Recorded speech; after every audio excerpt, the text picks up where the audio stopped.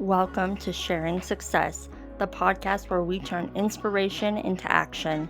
I'm Tyson Krager, your host, here to guide you on a journey of growth, motivation, and self discovery. In each episode, I'll share powerful lessons, actionable tips, and uplifting insights to help you achieve your goals and create a life you love. Whether you're here to find clarity, build confidence, or simply get inspired, you're in the right place. Let's start building your success story, one step at a time. Hello, everybody.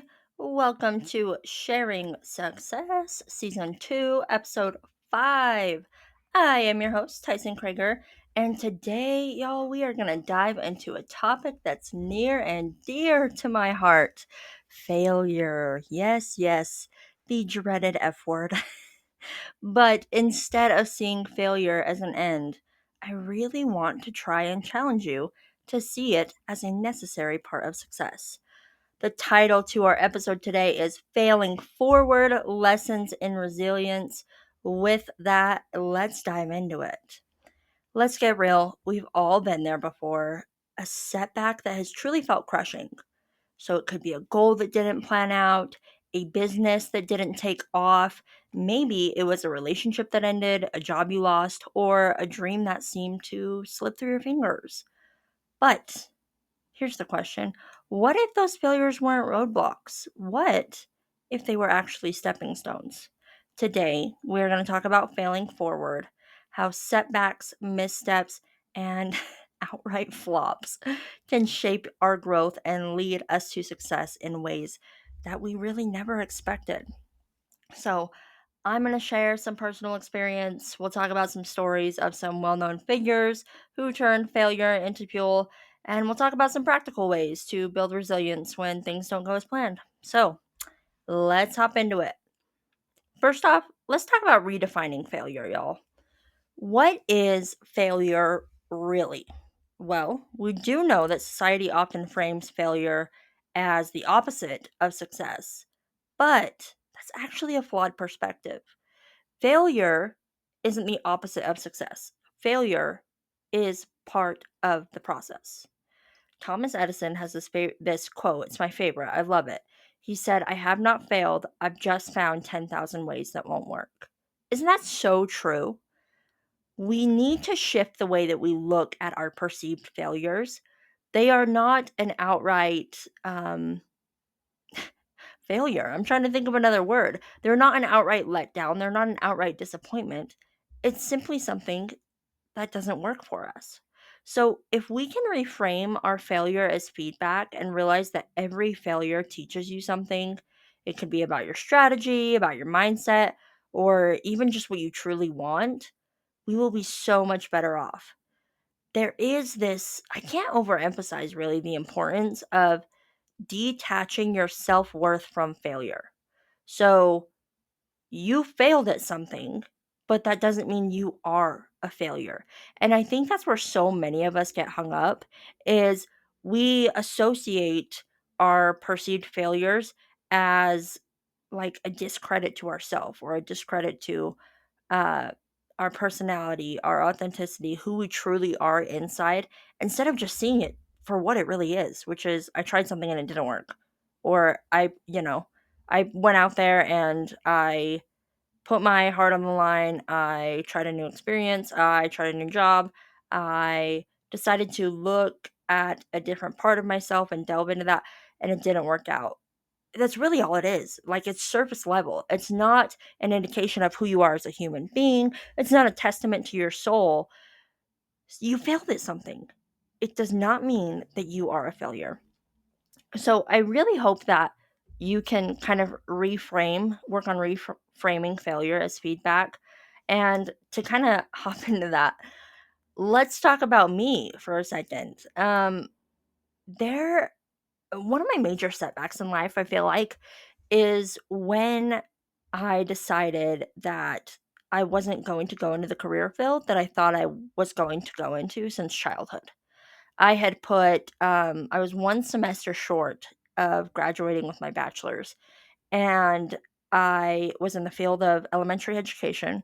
I was just at the point where I needed to complete my student teaching and wrap things up, and then I was done with my degree. At that same time, I had something kind of paramount happen in my life, something that really changed the trajectory of my life. But alongside that, also, as I was kind of nearing the completion of my degree, I was realizing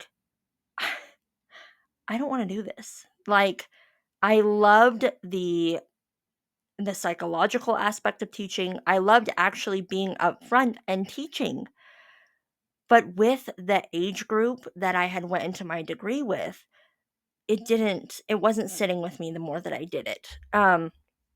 And so I realized that I probably wanted to teach um, older kids, preferably high school, maybe even something adjunct at a college. I just couldn't get past the demographic that my degree was geared towards. Anyways, long story short, um, around the same time I had this event happen in my life, and also I was coming to the realization of if I get this degree, I'm not going to want to go into the field that I'm using it in. Um, I had to cope with the fact that I saw myself as a failure. So ultimately, unfortunately, I ended up dropping out of college about one semester before I gained my degree. And I moved across the country. I made this big, fresh start, right? But I could not get myself to go back into teaching. I couldn't.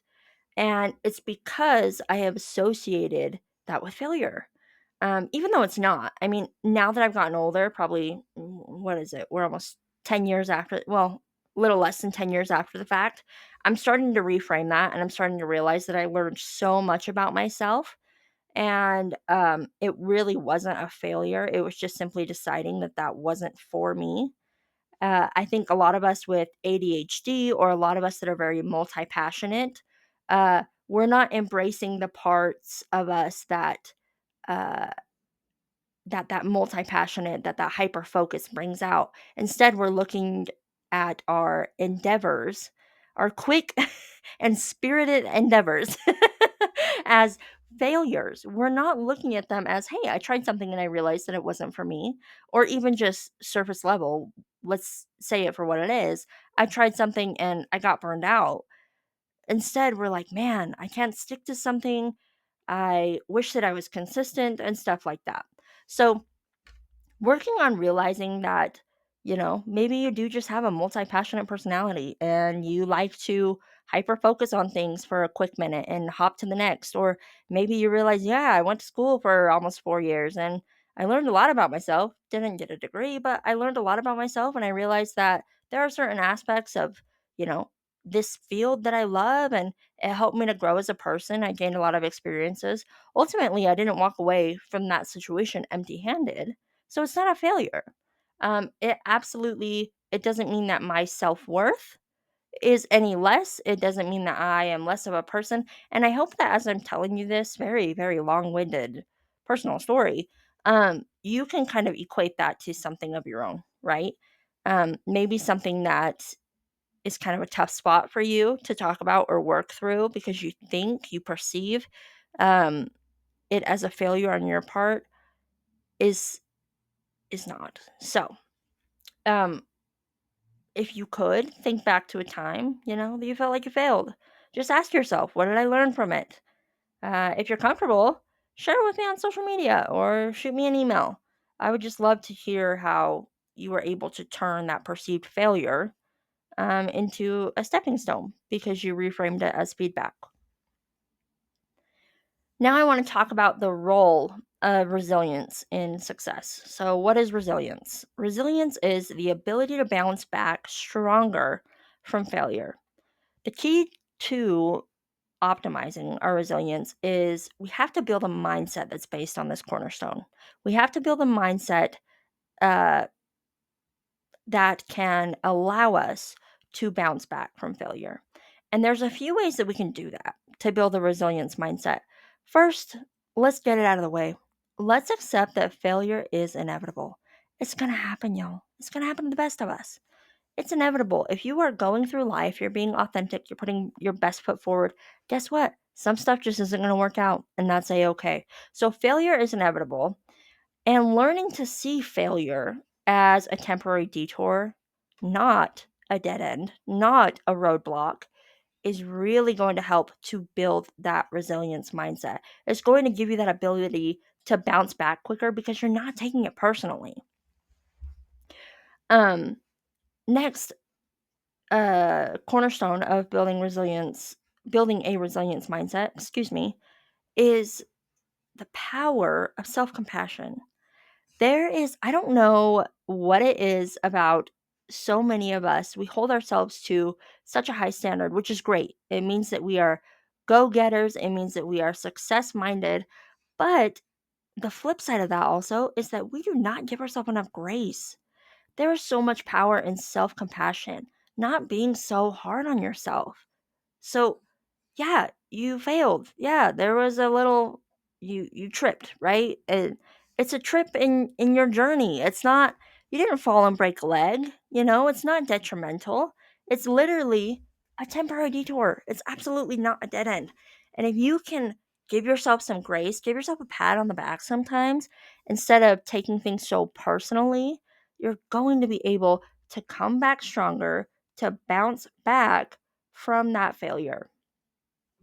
And then the last aspect of building a resilience mindset is understanding that even successful people fail repeatedly and they own it. And that's what I'm encouraging you to do right now. Please understand that the people that find success, the only reason that they do so is because they've learned what works for them and what hasn't. My recent favorite is Chapel Roan. Um, if you haven't listened to her, go listen to her music. But a lot of people think that Chapel Roan is new to the music scene, and she's not. She's been doing this for 11 years. She busted her ass for 11 years. And there was even a point several years ago, but right before she hit her big break, that she had to move back home. She was out in LA trying to make a name for herself, and she just said, "This isn't working for me. It's not going to work." She moved back home. She got a regular job, and only then did she pop off, right?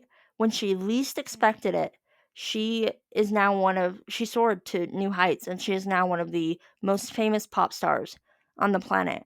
So she did not, if she would have let her perceived failure hold her back, and she would have, when she moved home, if she would have stayed there, if she never would have continued on with music, truly, I hate to sound dramatic, but the world would not be what it is today. In Chapel Roan, we trust. Some more examples of famous failures. We have Oprah Winfrey. Did you know that Oprah was fired from her first job as a TV anchor? And get this, they told her that she was not fit for television. They told Oprah Winfrey, one of the biggest TV hosts of all time, that she wasn't fit for television. Walt Disney, he was fired for lacking imagination before he launched his empire. The Walt Disney, Mickey Mouse's creator himself, was told that he didn't have enough imagination. Steve Jobs, he was fired from Apple before he came back stronger than ever. So, all of these stories remind us that failure is often just the beginning of something so, so much greater. Now, we've covered all of the fun stuff. The role of resilience and success. We've talked about redefining failure. Let's talk about how to fail forward. First part is you want to process the emotions, but you don't want to dwell too long. So it's okay to feel disappointed. It's okay to feel upset, but we don't want to let that failure define you because truly it hasn't changed your soul one bit. It hasn't changed your dreams, your motives, your personality one bit. It's just what it is. It's a temporary disappointment. It's a temporary upset. So find ways to process those emotions. Journal, talk it out, do some self reflection, and that can really help you move forward. The second step here on how to fail forward is we really want to identify the lesson. This is where we're going to get a little more introspective. Ask yourself what worked, what didn't, what would I do differently next time? Really go back and process what the hiccup was so you'll be prepared and it's that much easier to bounce back. Realize that every failure is a case study and what to adjust. If you can approach failures, perceived failures, uh, from a stance of curiosity, you are going to be more bound and determined to bounce back than ever. Instead of taking it as a personal affront and being like, I can't believe that this happened. I'm a miserable person. I'm a failure. Getting all dramatic about it. Look at it with curiosity. Huh. Well, what an interesting switch up. All right, universe. All right, you're playing hard to get. I got you. I got you. Um, let's check it out. What worked this time, what didn't, so I know that when I reach success, I'll do it better than ever, right? You kind of have to have a little bit of that brush it offedness to help you get through it. And yes, I should probably trademark that official term. Step 3 in how to fail forward is you want to pivot and try again. So, like we talked about before, the most successful people take action even after failure. An example, let's talk about business rebranding is so common, it's insane. There are so many businesses that rebrand on the yearly, even truly, um, and become even more successful. So think about Netflix pivoting from DVD rentals to streaming. That you want to talk about changing the world? That changed the world. Um, don't think of it as I got to shut down the business because something's going wrong. Say, okay, all right, we're gonna pivot. We're gonna pivot, and we're gonna come back stronger than ever. Um, Okay, so step 4 on how to fail forward. So let's recap the steps really quick. We want to, number 1, process the emotions. Don't dwell too long. Number 2, identify the lesson. Number 3, pivot and try again. And then number 4 is going to be build mental toughness. This is where that grit, that dedication, that grind, that drive, all the woke bro stuff comes in. This is kind of where we got to channel that a little bit for us. Is we need to build some mental toughness. Remind yourself. This is like one of my favorite quotes lately. I've survived every failure so far. I can survive this too. Like, just be like, "Yeah, I have made it through 100% of my embarrassing moments and my roadblocks and my stumbles. Guess what? This is gonna be no different because I always get back up and I always come back stronger." Resilience exercises like gratitude practices, affirmations, visualization, things where you are learning to appreciate, learning to reframe, those are gonna help you build that mental toughness as well. And I mean, also, you can always contact me. I'll give you a nice little pep talk to help you get back on your feet again. I do want to present you with a challenge though. I would love you this week to well, the week of whenever you're listening to this, to look at one of your past failures and write down 3 things that it taught you. Once you have established those 3 things that it's taught you, I want you to think of one action step that you can take to move forward. I know. In something that you thought that you failed and you probably placed on the back burner, I want you to grab it again. Bring it front and center, baby. Think about 3 things that it taught you and then figure out one step that you can take to move forward with that endeavor. Because just because something didn't go right the first time doesn't mean it's not going to go right at all. That's so silly. If you think about all the successful people we talked about before that would have just thrown in the towel after their first mishap, that's crazy. I keep saying this, but the world would be a different place. It really would. Okay, so now I want to talk about my personal journey with failing forward. Some of you may know I kind of had a physical and mental transformation probably about 7 or 8 years ago. I was able to change my life and my lifestyle. And because of that, I not only gained strength, I gained resilience, I lost a lot of weight, I lost a lot of self limiting beliefs that I had. Truly, it changed my life. Um, in the span of like 2 years, which I think was, I would say that's fair. That's a fair timeline of when the full transformation took place. My life had done a complete 180. I was not close to the same person that I was when I had started that journey. And the funny thing is, one thing that I think about so much is I'm a perfectionist. And I always tell myself that, or I always have told myself, I always had the belief that if I don't have the perfect body, I don't deserve to find joy in working out. Or if I'm not entirely knowledgeable on a subject, I don't deserve to learn about that subject and find joy in that. If I am not incredibly popular or successful, I don't deserve to really find joy and solace in a big friend group. If I do not have enough money, I don't deserve to enjoy going out and buying myself something nice. So, like, I've always had, let's emphasize the had here because this is something that I've worked on a lot. This idea that if I'm not 100% perfect at something, I somehow don't deserve to even be within that realm. And that's so silly of me. So, something that was really scary for me is when I started this journey, I had to like come to terms with that. And there were so many times that I had to kind of flip that notion on its head. I did not have my ideal body, but guess what? I stepped into the gym for the first time. I did not have any knowledge of food and nutrition and how to adequately nourish my body. But guess what? I tried. And there were so many times, y'all, I think about it now and I am able to laugh at it. But there were so many times that I'm sure I looked real wacky in the gym doing some, crazy out there movement for the first time, or sometimes where I thought I was doing right by myself nutritionally, and it was probably uh, somewhat short of a dumpster fire. There's all these things that I could have just thrown the towel in and been like, this isn't working. I'm done. I'm just going to go back to my old life. But I knew that there was so much at stake.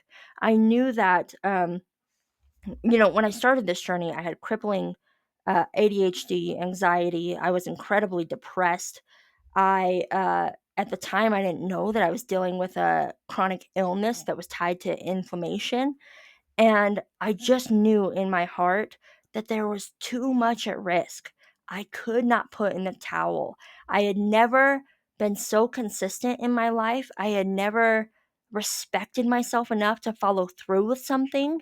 And so throughout this journey, there were so many times that I wanted to just throw in the towel. I wanted to say, this is a failure. I'm done. But I knew I owed it to myself. I kept telling myself every week, I've never been this far. I've never done something this consistently. I've never been this successful at something. So why don't I just keep trying? Because I guarantee if I made it from last week to now, I can make it from now to next week. And it was just such a cool thing in my life.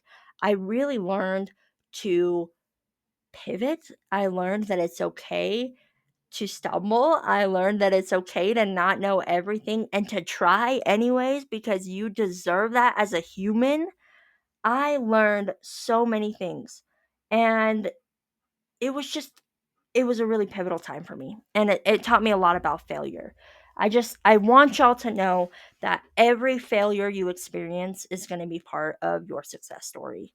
And the chapter that you're living in right now, it might feel tough, it might feel unbearable. You might have every urge to throw in the towel and go back to the way life was before, but let me tell you, please keep going. You are still writing your story, and it's going to be one hell of a story.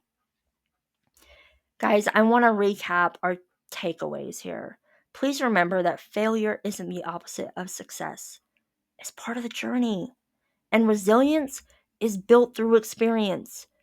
We don't want you to fear failure, we want you to embrace it. And my favorite, the most successful people have failed. And the difference between them and the people that are not successful is they kept going. I am begging you to start seeing failure differently. The next time something doesn't go as planned, instead of saying I failed, say I'm failing forward. Pick yourself up, dust yourself off, and go out and be your best self. If today's episode resonated with you, I would love to keep the conversation going. Like I said before, shoot me an email, message me on social media, with your biggest takeaway or a story of how you failed forward. And please do not forget to subscribe and to leave a review. It helps me more than you know, and it helps more people to find sharing success. I just want you guys to remember that success is never about failing, it's about getting back up and trying again. Please keep failing forward, and I'll see y'all next time on Sharing Success. Thanks for being here. Thank you so much for joining me on this episode of Sharing Success. If you enjoyed what you listened to today, I'd love it if you could take a moment to subscribe to my YouTube channel for even more inspiring content, leave a review for the podcast, or share this episode with someone who could use a little motivation today. Your support means the world and helps me to keep growing this amazing community. And as always, remember to keep striving, keep sharing, and keep succeeding. I'll see you next time.